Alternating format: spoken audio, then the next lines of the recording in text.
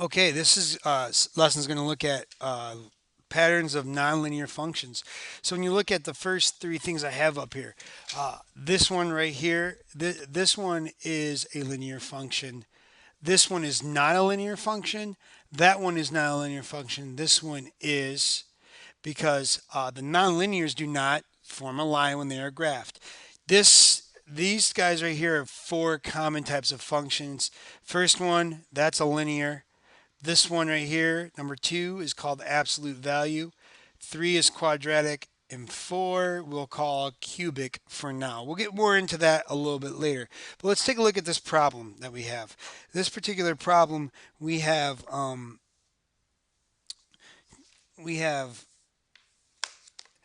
the area in square inches of a pizza. The area in square inches of pizza is a function of its radius r in inches. The cost in dollars of the sauce of pizza is the function of weight in ounces of sauce. Graph these functions. Show by the tables below, is each function linear or nonlinear? So for this guy, I can try to sketch a quick graph of it. If I sketch a quick graph of it, okay, I'm going to plot 2. So if I go here, I'm going to go like 2, 4, 6, 8, 10. So 2 and 12, and then I don't know, this is a pretty big thing. So you got to think about scaling. So this could be 50, this could be 100, this could be 150, 200, 250, 300. So 2, 1250 is probably like really low, like right here. 450 is like right there. And then 613 is like right there. And then 8, 201, 150, 201, and then 10 is way up here, so it's like a. So that is definitely not a linear function at all. That one's definitely not a linear function at all. The graph is a curve, not a line.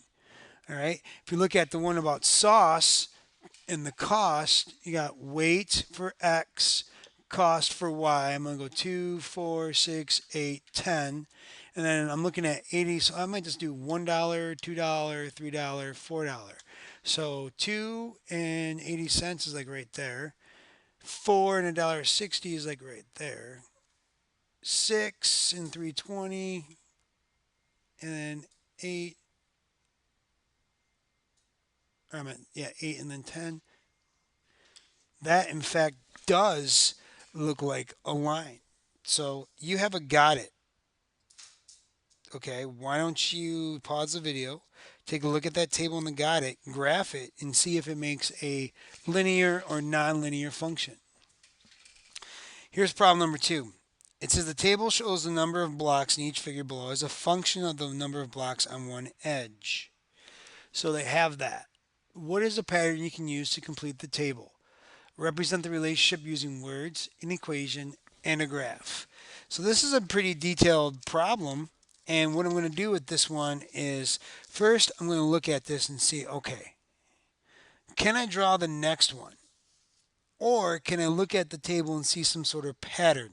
So if I look at the table, I got 1, 1, 2, 8, 3, 27, 4, I don't know, 5, I don't know.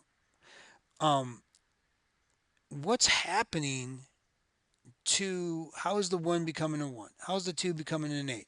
How's the 3 becoming a 27? How's the 4 becoming a 64? Well, if you look at this, 2 becomes an 8 by multiplying by 4, but if that's the case, if it was 2 times 4, then this 1 would be 4, 3 would be 12, and that's not the case. But 2 becomes an 8 by doing 2 times 2 times 2. 1 times 1 times 1 is 1. What's 3 times 3 times 3? That's 27. So 4 times 4 times 4 would be the next part of the pattern, which would get me 64. 5 times 5 times 5 would get me 125. So my coordinate plane here, my coordinates would be 464, 5 comma 125. So there's my table. Relationship in words. I am multiplying, I guess you could say I'm timesing the number of blocks on the edge by itself 3 times, or you could say cubing or taking x to the third power. There's our equation. Y equals x to the third power. Now the graph, here's x, here's y, 1, 1, 2, and then 1, 2, 3, 4, 5, 6, 7, 8. And then 327 is way up here, so it would look like that. Okay. Now you probably weren't expected to get the graph, but if you can get the table, that's pretty cool. All right. Um, the next thing you have is a got it. Why don't you pause the got it or pause the video, see if you can do the got it, and I'll see you here in a second. All right. Let's look at this. We have uh, ordered pairs 1 comma 2, 2 comma 4, 3 comma 8, 4 comma 16, and 5 comma 32 represent a function. What is a rule that represents this function? Well, I know that this is a function because none of my x's repeat themselves. Not a single one of my x's repeats themselves. So I know that this is in fact a function. So what I could do is I can make a table of values. So let's make a table. Let's see. I'm going to go in X for independent, Y for dependent. 1, 2, 3, 4, and then 5. 5 I got 32, 4 I got 16, 3 I got 8, 2 I got 4, and 1 I got 2. So looking at this, I don't know.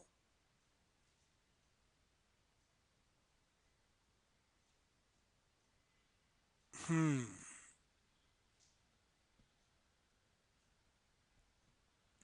How does a 1 become a 2? How does a 2 become a 4? How does a 3 become an 8? 4 become a 16, and 5 become a 32? Huh. Now I know that 1 times 2 makes 2, 2 times 2 makes 4, but 3 times 2 does not make 8, and 4 times 2 does not make 16, and 5 times 2 does not make 32. But let's see. For 3,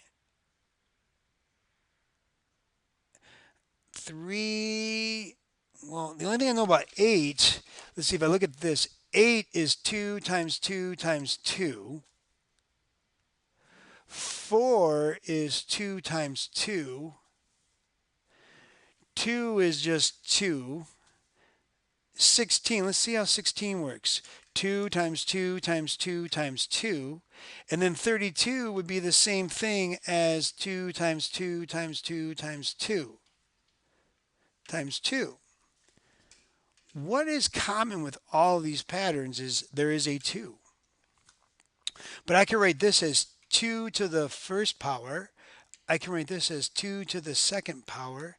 I can write this as 2 to the third. That's 2 to the fourth. That's 2 to the fifth. So if I look at that, 1, 2, 3, 4, 5, that's where my x is. So my rule is 2 to the x is equal to y. Now, I've never seen what that looks like. I have no idea what the graph looks like, but I can use a little bit of savvy to get this solution. All right, so do you know what a linear function is? Tell me. If you can tell me, check it off. Do you know what a nonlinear function is? Tell me. Check it off. Please rate yourself on a scale of 0 being the worst, 10 being I got it on this. And I look forward to seeing you in class tomorrow, and may the force be with you.